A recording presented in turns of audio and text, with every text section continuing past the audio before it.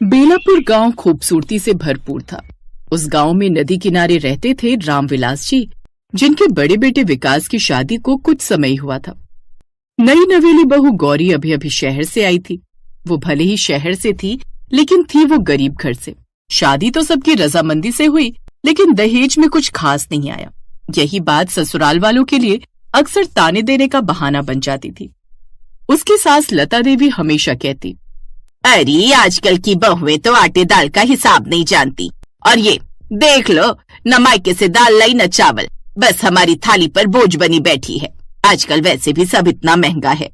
अपनी सास की बात सुनकर गौरी मासूमियत से मंद मुस्कान देती और चुप रह जाती। वो जानती थी कि जवाब देने से आग और भड़क जाएगी। ऐसे ही दिन बीत रहे थे। एक रोज गौरी घर के कामकाज से निपटी ही थी कि तभी उसकी सास, गौरी जल्दी से दोपहर का खाना बना ले। खेत से तेरे ससुर जी और बाकी सब लौटेंगे तो उन्हें आते ही घर पर गर्मा गर्म दाल भात चाहिए। जी माँ जी। गौरी जल्दी से रसोई में पहुंची। वहां जाकर उसने आटा और चावल का डिब्बा खोला। डिब्बा लगभग खाली था, बस एक छोटी कटोरी चावल बचे थे। दाल का डिब्बा भी खाली। हे भगवान, दाल तो घर में है ही नहीं। अब उसने अलमारी खंगाली तो नीचे रखा एक कद्दू मिला।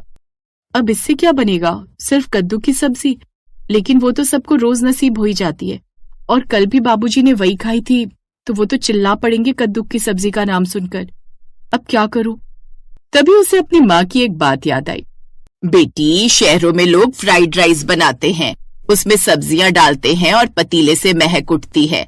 फ्राइड राइस का तो सच में जवाब ही नहीं। मेरी मालकिन तो हर दिन मुझसे कुछ न कुछ सब्जियां डालकर कद्दू फ्राइड राइस बनवाती रहती है। अरे वाह, ये आइडिया पहले क्यों नहीं आया मुझे? क्यों ना मैं कद्दू फ्राइड राइस बना दूं? गरीब की रसोई में भी स्वाद का रोगन चढ़ जाए। चल बेटा गौरी, लग जा काम पर। गौरी ने चावल धोकर रखे, साथ ही कद्दू छिलकर टुकड़े काटे। खुशबू पूरे आंगन तक पहुंच गई। बाहर बैठ सास ने नाक सिकोड़ते हुए कहा, ये कैसी महक है? आज फिर क्या फिजूल चीज बना रही है? लेकिन गौरी ने ध्यान नहीं दिया। कढ़ाई से जो सुगंध उठी वो पूरे आंगन में फैल गई। कुछ देर बाद सास सूंघते हुए अंदर आई। अरे ये क्या बनाया है? चावल में कद्दू डाल दिया क्या? माँ जी, इसे कद्दू फ्राइड राइस कह सकते हैं। दाल भात कम थे सो मैंने यही जुगाड़ किया। स्वाद अच्छा लगेगा, आप चक्कर देख लीजिएगा। नहीं, अभी नहीं, और वो तो तुझे कुछ देर में पता चल जाएगा जब सब लोग भूखे घर पहुंचेंगे और तेरा ये जुगाड़पन देखेंगे। कुछ देर बाद खेतों से रामविलास जी, उसका पति और देवर राजू लौटे। आ गए आप सब? जल्दी से हाथ मुंह धो लीजिए, मैं खाना लगा देती हूँ। हाँ बहू, बहुत जोरों की भूख लगी है, जल्दी बरोस दे। कुछ देर बाद गौरी ने उनके सामने गरम गरम कद्दू फ्राइड राइस रखे, जिन्हें देखकर वो लोग हैरान रह गए। बहू, ये क्या बनाया है? रामविलास जी ने थाली में सर्व किया और एक निवाला चखते ही बोले, अरे वाह, ये तो गजब बनी है। हल्की सी मिठास, ऊपर से मसाले का तड़का, और चावल ऐसे कि दांतों में घुल जाए। इसमें तो मजा आ गया। वाह, ये तो बहुत ही अच्छा बना है सच में। अगर हमारे गांव में होटल होता तो ये डिश जरूर हिट हो जाती। गौरी बहू का कद्दू फ्राइड राइस, नाम भी खूब चलता। ये सब सुनकर गौरी खुश हो गई।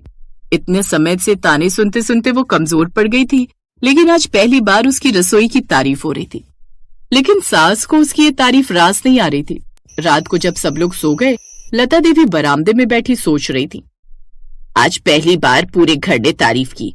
मुझे तो यही लगता था कि गरीब बहू खाने पकाने में अनाड़ी होगी, लेकिन इसने तो सबका दिल जीत लिया। अगर यही हाल रहा तो एक दिन तो सब घर वाले इसी की वाहवाही करेंगे। मुझे तो कोई पूछेगा नहीं। नहीं नहीं, मैं इस कल की आई हुई छोकरी का राज इस घर पर नहीं चलने दूंगी।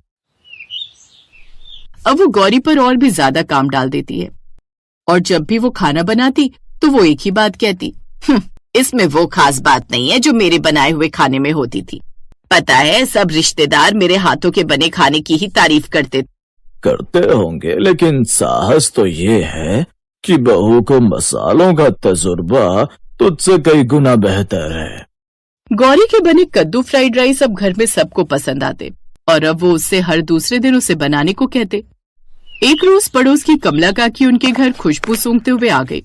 बहू, बड़ी अच्छी खुशबू है, जरा चखा तो, ऐसा क्या बनाया है तूने?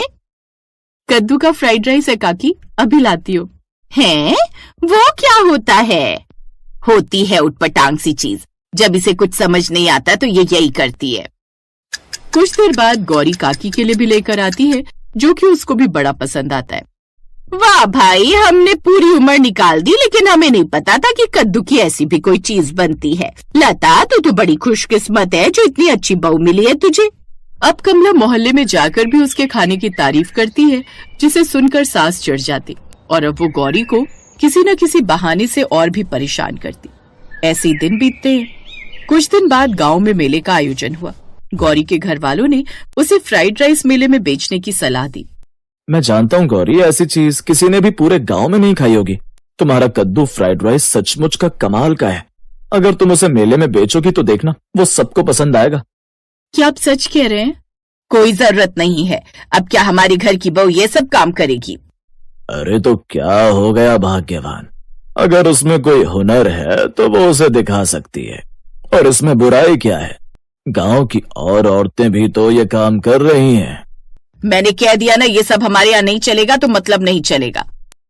लता ये सब कही रही थी कि तभी अचानक उसके पेट में तेज दर्द उठने लगा। मेरा पेट, ये अचानक से अरे लता, ये अचानक क्या हो गया तुम्हें? विकास बेटा, चलो जल्दी से अस्पताल ले चलते हैं।